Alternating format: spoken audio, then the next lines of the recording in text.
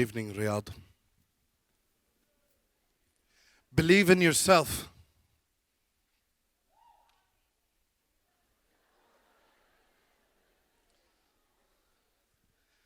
On Halloween 2014, I was jailed in New York City for painting. I was jailed for painting.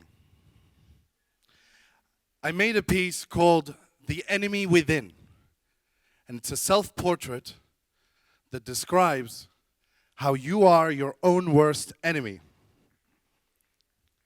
The painting sold for $209,000. And I'm from Saudi Arabia, by the way. People say Saudis are lazy. People say Saudis have no values. All they do is waste. Well, guess what? Not anymore.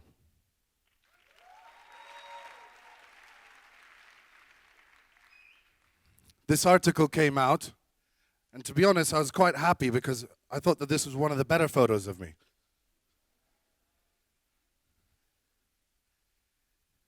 Video, please.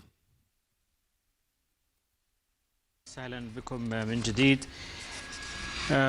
بعد موضوع التاكسي والليموزين لازم نروح إلى ملف آخر وغريب الحقيقة، في حادثة غريبة الحقيقة لم نتعود عليها أو نسمع عنها في الإعلام. نسمع دائما أخبار عن سجن السعوديين خارج الوطن، أما إرهابيين ولا مخالفين، ولكن للأسف هذه المرة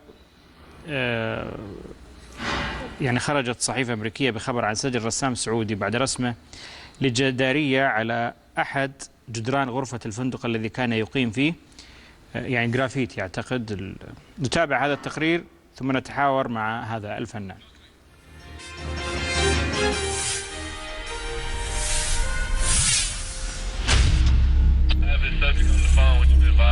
Stop video.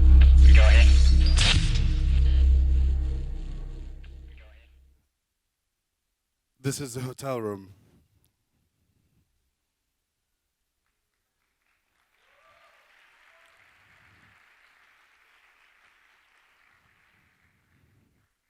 Can I get the hotel room? That's why I went to jail. Now, I'm not here to tell you about what I do and what I've done. I'm here to tell you about myself and what are the key factors that have contributed to my success commercially as an artist. There are many of you in here that believe themselves to be artists.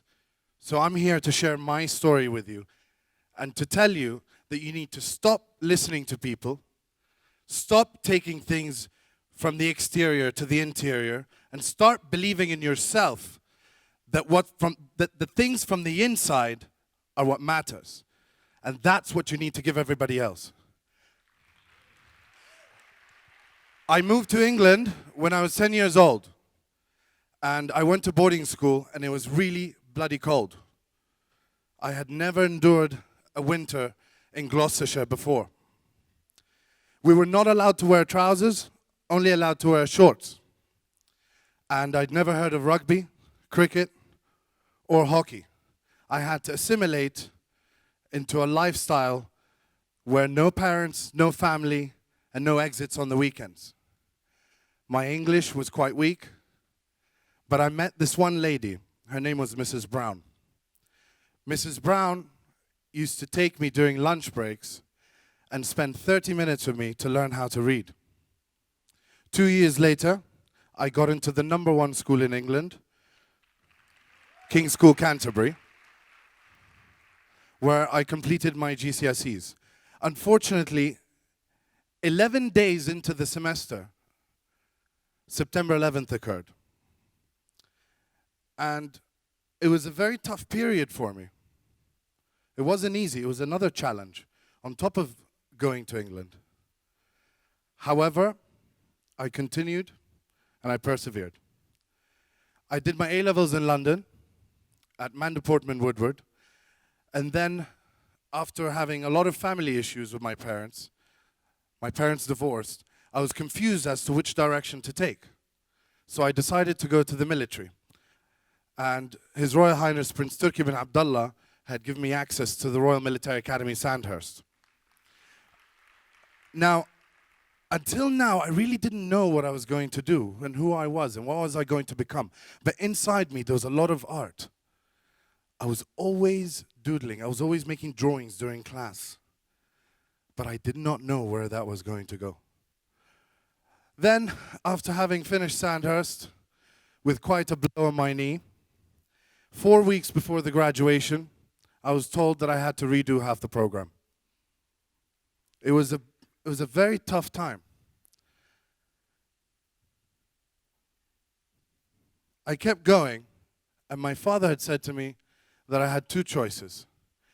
Either you come with me to Switzerland, or you go to Kansas with your aunt in the United States of America. I chose America. So, when I got to Kansas, nobody had any idea where I was really from. They thought I was Indian. And when I tried to say I'm from Saudi Arabia, they said, Siberia? Are you from Siberia? And I was still not knowing what I was going to do. And I was quite lonely actually. I didn't have a lot of friends. It was a town of 30,000 students. But I would paint all the time. I would get the canvas and I would draw. I would paint and I would draw and I would paint. I decided one day to follow my dream of moving to New York City. And I took my car and drove to New York without permission from my father. And I was totally cut off. I was couch surfing at that time, moving from couch to couch to couch. I had no money for rent, no money to enjoy myself, but there was something inside me that was telling me, Abdullah, just keep going. Believe in what you want to do. Go to New York. Find out what you're going to do.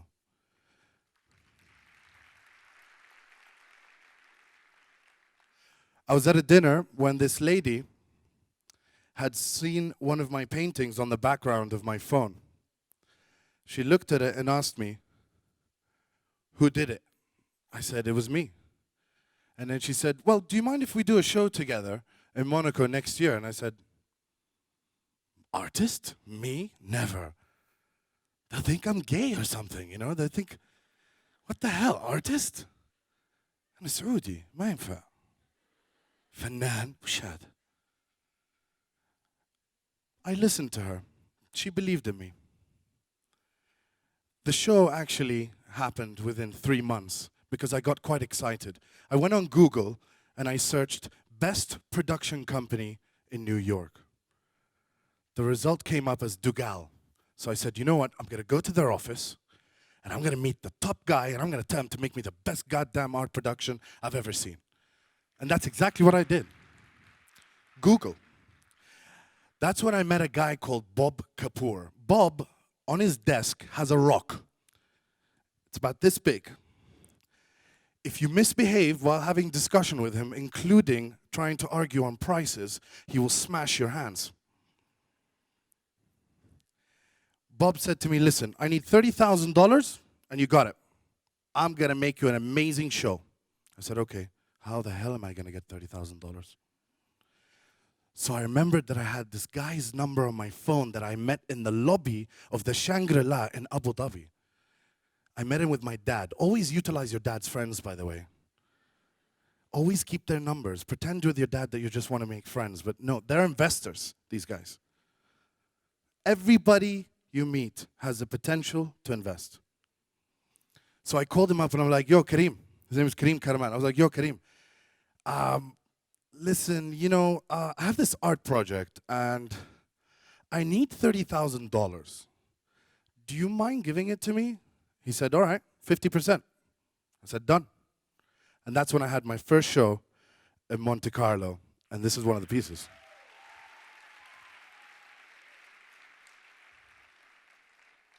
Beautiful, right? So at the show, there was a Saudi gentleman by the name of Khalid Jafali, prominent businessman. He came, he saw the work, and he's like, you know what? Let's do a show in Jeddah. I was like, okay. Now remember that moment where I said I could not be an artist. I could make, this is crazy. But then somebody believed in me other than myself. And the snowball gets bigger and bigger. This is when Saudi Arabia gifted the first ever contemporary art gift to the United States government in New York City. 2 months later. It doesn't stop. As promised, Khalid Jafali and I produced this show, Origins.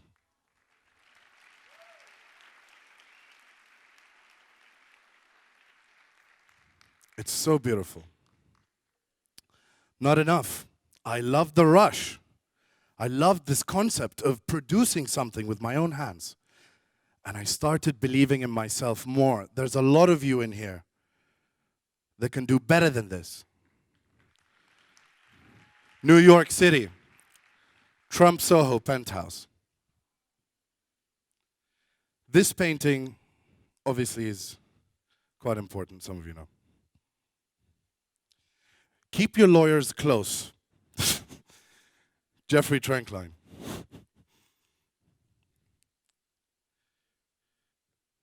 Interior to exterior. Every single one of you has something. I don't know what it is. That's your job to find out. Find out what it is and share it. Find out what it is and share it. Believe in yourself. That's it. Allah Kareem. I want to thank Al-Ghad Foundation and Lamira Nof for everything that you guys have done here and for really believing in the youth. Thank you.